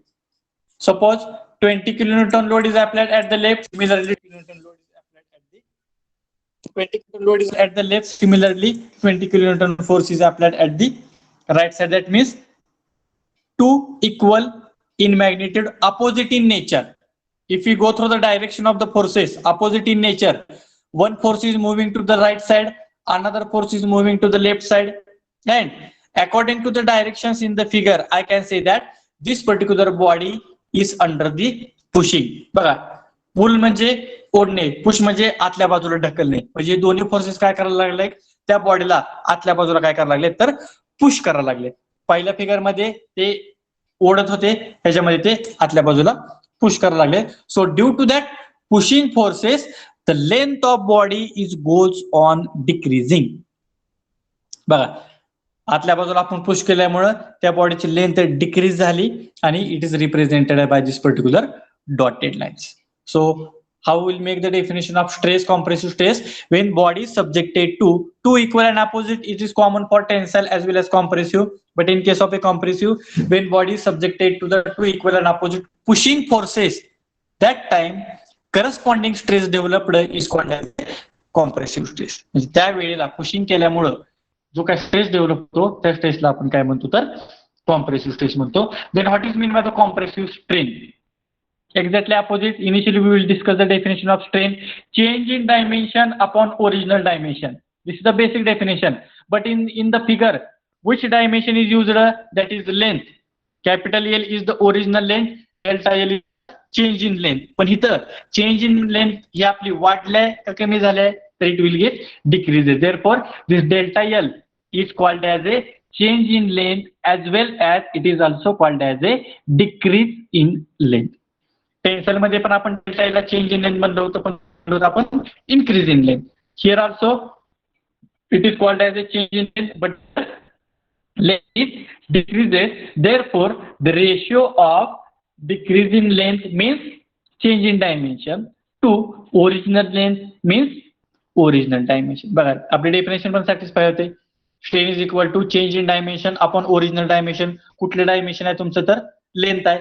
तर ह्या figure मध्ये length decrease झाले, therefore change in dimension will be considered as a decrease in length, and original dimension will be considered as a original length, and this is called as a compressive strain. So again, as the compressives are represented by the C, therefore compressive stress is represented by the sigma C, which is equal to capital P upon A. Stress ला आपण compressive stress, जो आपण negative consider करतो कायम, का तर ह्याच्यामध्ये तुमच्या बॉडीचे डायमेन्शन्स काय होते, कमी होते. Similarly, epsilon C means compressive strain, which is equal to change in dimension upon original dimension is equal to change in length upon original length, or decrease in length upon original length. And here again, the dimension is goes on decreasing. Therefore, both the concepts we are always considering it as a negative, that is compressive. So these are the definitions of the tensile stress and the compressive stress. Tensile always positive, compressive always negative. So have you understood the basic difference between tensile compressive? Again, these compressive stresses are also called as a direct or the normal stresses, because direct stresses and normal stresses are always perpendicular to each other. Sorry, always perpendicular to the cross-sectional area. Now here in this figure also, whatever the P is applied, that P is perpendicular to this vertical line. बघा हा cross vertical line म्हणजे काय दाखवते तर cross sectional area दाखवते तर that P is always perpendicular to the cross sectional area therefore this compressive stresses are also called as normal for the direct stresses. So this is about the tensile and the compressive stress, tensile and the compressive stress. Okay, all of you have you understood? It is very simple. So many times that concept is coming in your study. Maybe your machine design is there, strength of material is there, applied mechanics is there, and maybe some another concepts are there. So many times this concept is coming, but it is very important to understand it once again, to understand the basic differences between them and their important formulas, because by using this formula we go for the further calculations. Okay, just hold for the 1 minute. One important call is coming. Just hold.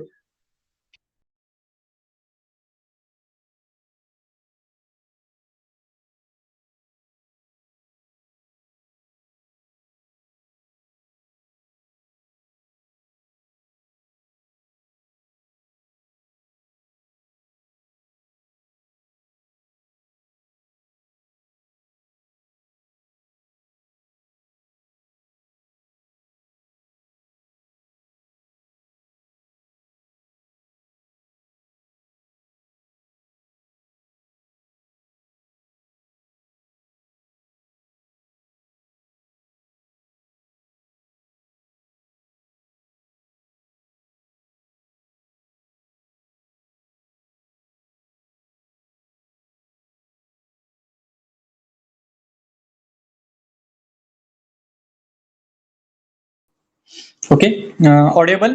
Please check.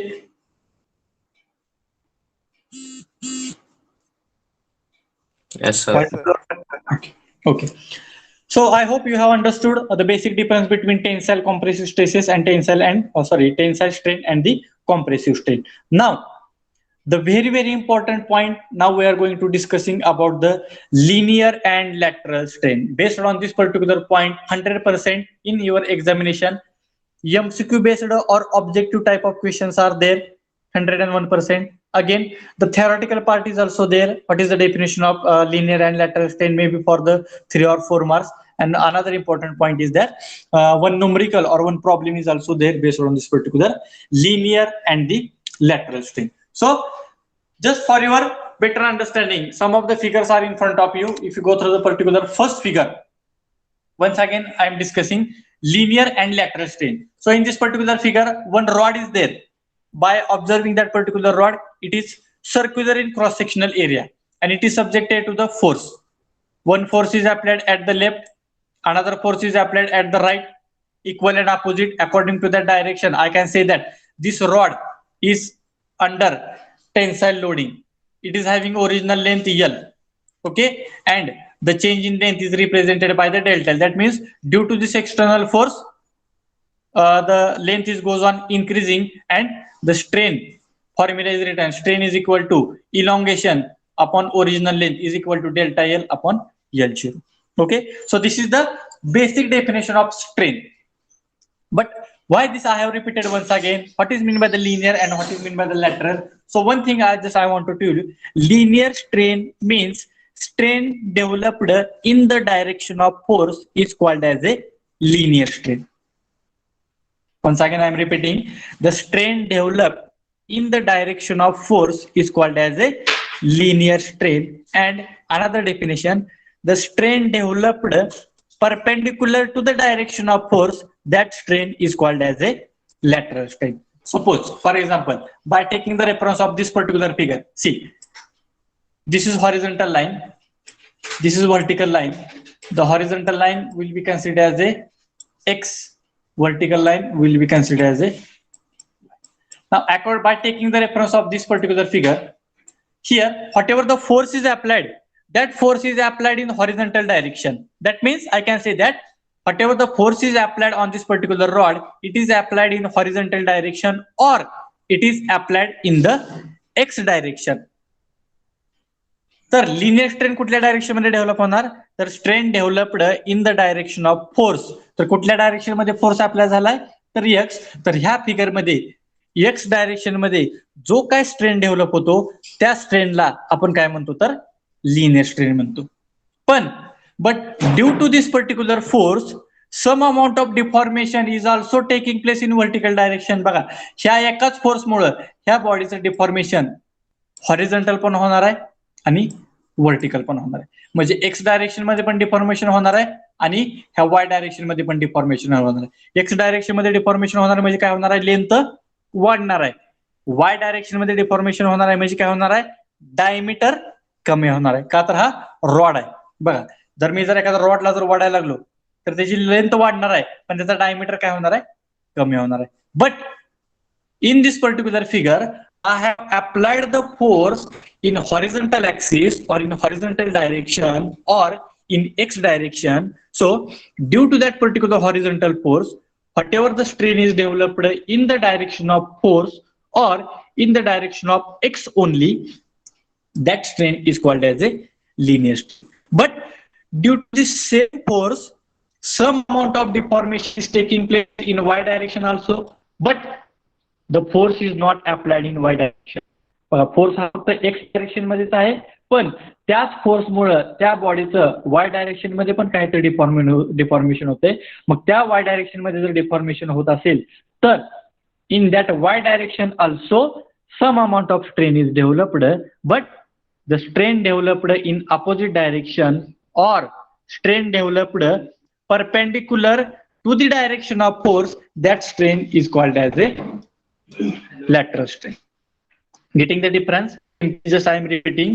ज्या direction मध्ये त्या direction मध्ये induce झालेल्या स्ट्रेनला आपण linear strain म्हणतो आणि त्याच्या अपोजिट डायरेक्शन मध्ये इंड्यूस झालेल्या स्ट्रेनला आपण काय म्हणतो, लॅटरल स्ट्रेन म्हणतो. तर ह्या फिगर मध्ये आता काय झालेलं आहे, तर फोर्स हा एक्स डायरेक्शन मध्ये झालेला आहे. ओके, पण ह्या एक्स डायरेक्शन मुळे त्या बॉडीचं डिफॉर्मेशन एक्स मध्ये पण होणार आहे, वाय मध्ये पण होणार आहे. But in x direction length increases, in Y direction diameter decreases, but along the length strain is developed, that is called, but along the diameter or as a lateral strain. So this is the basic difference between the linear strain and the lateral strain. So I will repeat the definition of this particular linear and lateral. When body subjected to axial loading, then there is an axial deformation. When body subjected to the axial loading, there should be the axial deformation. So the ratio of that axial deformation or ratio of that particular axial deformation to original length is called as a linear strain, means delta L upon L.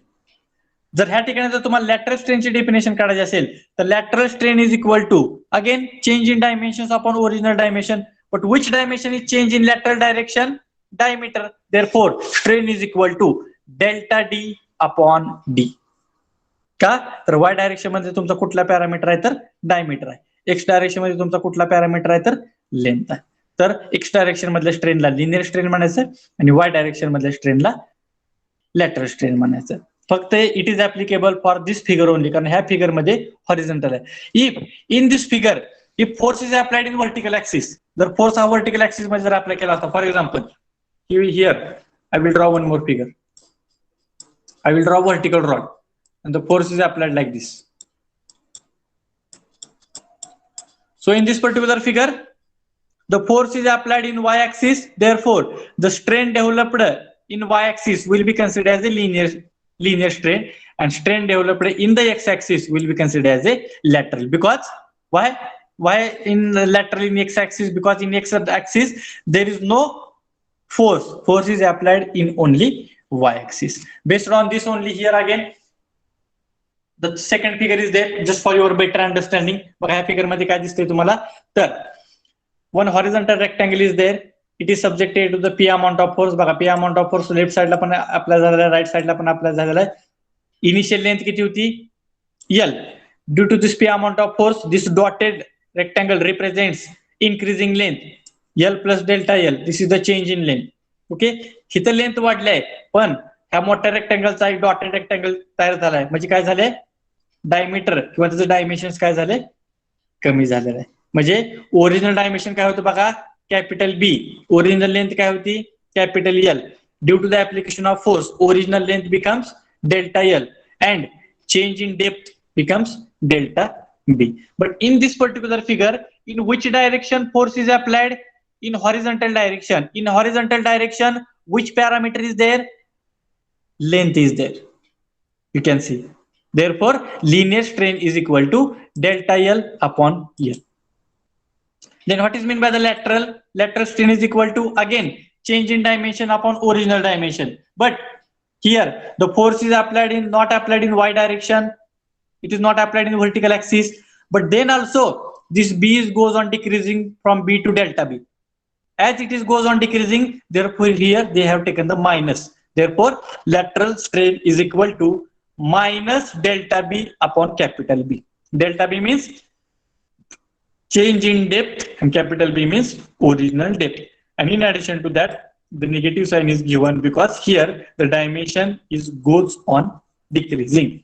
But here delta L, it is always positive because length goes on increasing. So this is the basic difference between linear strain and the lateral strain.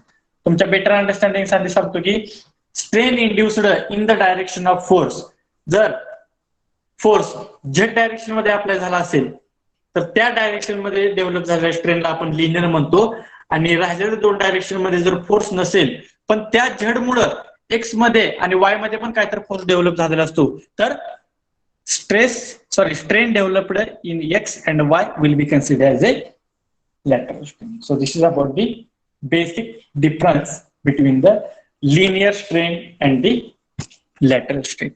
So all of you have understood the difference between linear and lateral. समजलं? आता इथंच मी concept explain केलेला आहे. तो based on this particular figure. दोन्ही figure आहे horizontal आहे, त्यामुळे इथं हॉरिझॉन्टल मध्येच लिनियर स्ट्रेन आहे. पण मी खालच्या बाजूला इथं वर्टिकल रॉड पण ड्रॉ करून दाखवलेला आहे. इथं you can see here in this particular case the force is applied in vertical axis. So here in this particular figure the linear strain is developed in vertical axis and lateral strain will be developed in horizontal axis. Have you understood, all of you? If you have understood, you can say the message like yes in the chat box. If you have not understood the concept, please ask me the questions, or you can type your questions in the chat box. We will clear the things here because this particular part, as compared to the tensile and compressive, this linear and lateral is very, very important for your theoretical question also, for your MCQ question also, as well as for your numerical solutions also. Linear strain and lateral strain. Okay, so I hope everyone has understood. Everyone is giving the reply yes, so no problem. Here. Now, based on this particular linear and lateral, we are designing one basic constant parameter. You know about the Poisson's ratio. This Poisson's ratio is always given in the statement of the problem. Take mu is equal to 0.25. Take mu is equal to 0.3. So like that, constant value is given in the statement of the problem. Or assume mu is equal to 0.28. Like that, constant value will be given. But what is the definition of Poisson's ratio? Poisson's ratio is equal to lateral strain upon longitudinal strain. Poisson's ratio is equal to lateral strain upon longitudinal strain. The longitudinal strain is also called as a linear strain. So whatever concept we have discussed now, linear strain, strain developed in the direction of force is called as a linear strain. Also, it is called as a longitudinal strain. Otherwise, lateral word is as it is. So lateral strain upon longitudinal strain, or you can use the word like linear. So lateral strain, the strain developed perpendicular to the direction of force. This is called as a lateral, and longitudinal or linear is the strain which is developed in the direction of force. त्याच फोर्सच्या direction मधला strain म्हणजे linear or longitudinal, आणि त्या फोर्सच्या perpendicular direction मध्ये develop झालेल्या स्ट्रेनला आपण काय म्हणतो तर लॅटरल स्ट्रेन म्हणतो. And as we know that the Poisson's ratio is represented by mu. You can see here mu is equal to lateral strain upon longitudinal strain. So I hope everyone is having their own notebook. So whatever these formulas I am representing, please take this particular all the formulas in your notebook. So these problems, if it will be go through your hand, it will become your practice only. So you can remind this particular formulas very easily during the solution of the numericals based on this particular type. So I hope everyone is taking the important notes, whatever I am displaying on this particular PPTs. So please take the important notes, important formulas, whatever the definitions I am telling, please take that definitions also in short, so it will be understood very easily during your study. Okay, so this is about the linear strain, lateral strain, and by using this both concept, we have defined one ratio which is called as a Poisson's ratio, that is lateral.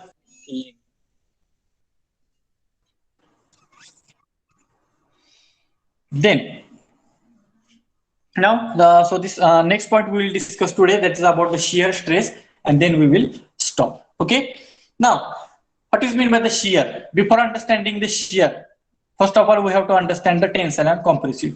You can see here in the figure number 1, tensile.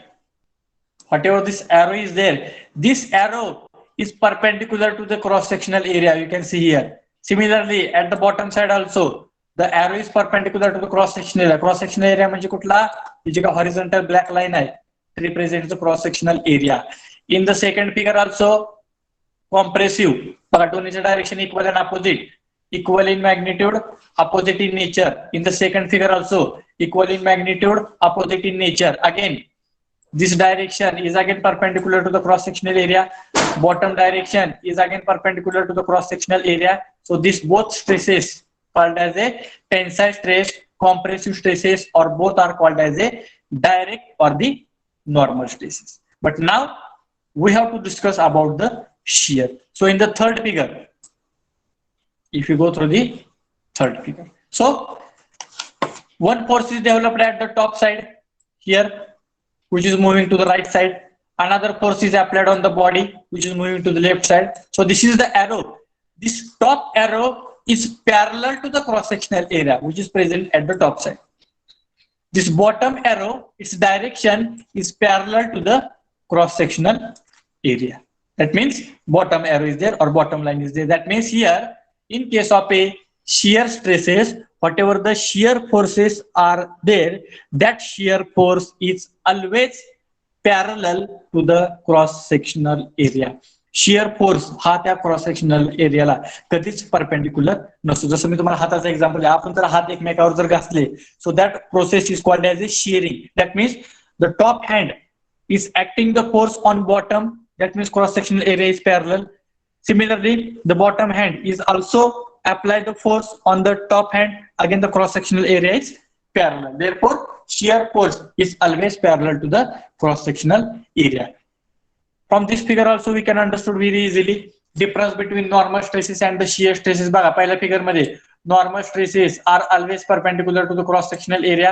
बघा that blue arrows are there which represent the direction of stresses, but in the second figure blue arrows are perfectly horizontal. ते त्याच cross sectional areola कशा आहेत तर parallel आहेत. Why? Because the shear force is parallel to the cross sectional area, means due to that shear force, that shear stress is also parallel to that respective cross sectional area. So this is about the basic difference between the normal stresses and the shear stresses. And just for your better understanding, here one example is in front of you. You know about the rivet joint. Rivet joint तुम्हाला माहिती आहे. It is used for joining the two metal parts. So here in the bottom figure, two plates are there. One plate is represented by the yellow color and another plate which is represented by the blue color at the bottom side. And at the center, both plates are joined together by using the rivet. Hello? Whether my voice is audible, please check. Yes. Okay. In the bottom figure, one yellow plate is there at the top side, at the bottom side one blue color plate is there, and both plates are joined by using the rivet. That means, and on the yellow plate also at the top, this F amount of force is applied, and at the bottom, this F amount of force is applied on the blue plate. But if you go through the direction of the forces, these are equal and opposite, equal in magnitude, opposite in nature, but both forces are not coaxial to each other. दोन्ही forces हे एकाच axis मध्ये नाहीत. हा left साइडचा F, it is applied only on the yellow plate. The F present at the right side, it is only applied on the blue plate. That means in case of a shear force, when the body is subjected to two equal and opposite tangential forces. So in case of a shearing, this tangential means they are not coaxial to the each other. बघा, yellow साइडचा जर आपण axis काढला तर तो वरच्या बाजूला राहतोय, आणि ब्लू प्लेटचा जर आपण ऍक्सिस काढला तर तो खालच्या बाजूला राहतोय. There is a difference between the two axis. So these two forces are not coaxial to the each other.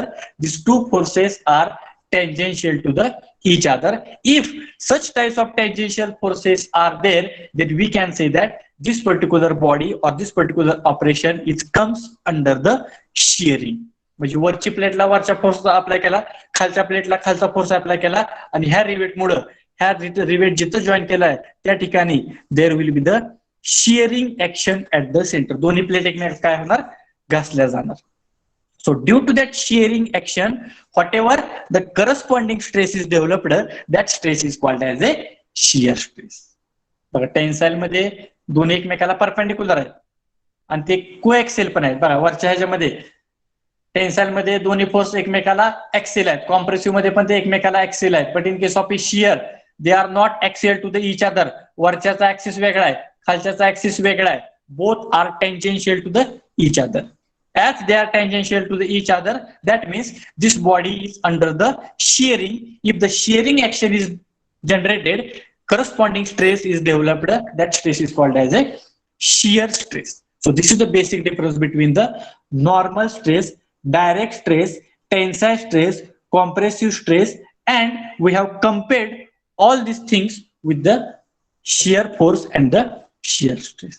तर शिअर फोर्स जर त्या cross section areola parallel generate होत असेल तर त्याच शिअर फोर्स मुळे इंड्यूस झालेला स्ट्रेसला आपण काय म्हणतो, तर शिअर स्ट्रेस म्हणतो, आणि तो कायम एकमेकाला कसा असतो, तर टँजेन्शियल असतो. सो this is about the shear stress developed in the beam. So have got the difference between the normal and the shear stresses. Tensile, compressive आणि शिअर मधला डिफरन्स काय समजलंय सगळ्यांना?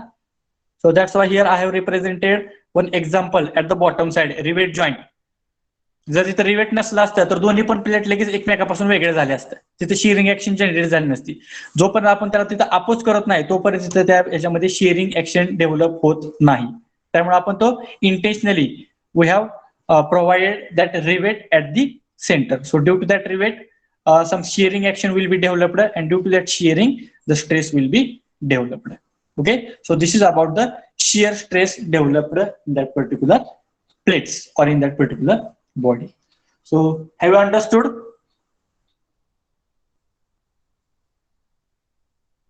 Anybody is having any problem for understanding this particular concept, their differences? If you have any problem, please unmute from your side. I will clear the things once again.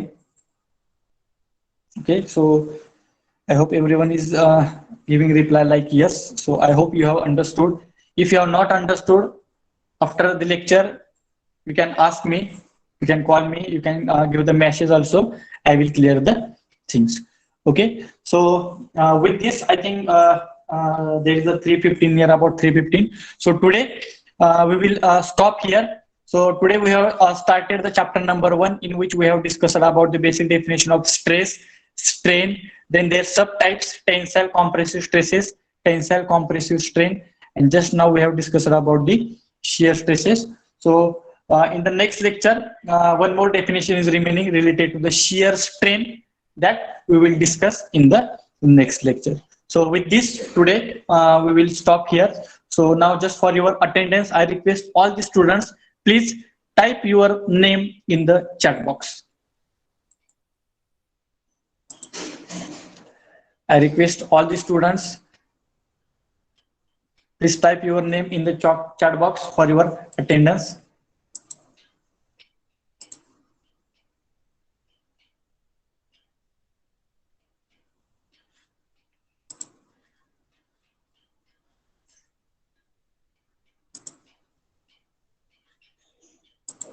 So with this particular point, today we will stop here. So remaining again 2-3 definitions are there. That 2-3 definitions we will discuss in the next lecture, and then we will start with the numericals with the type number 1. So I request all the students, maybe from the second lecture, so please be ready with your notebook, with your calculator. So whatever the examples I am giving for your solution, you have to solve that particular examples. Some sample 2-3 examples I will solve. I will give the solutions. And similarly examples I will give for your solution, so you are also having more practice based on that particular solution, as well as your calculation part is also will get increases without any mistake. So with this today we will stop here. In the next lecture we will start with the new point along with numerical. So thank you very much for attending the lectures. Thank you.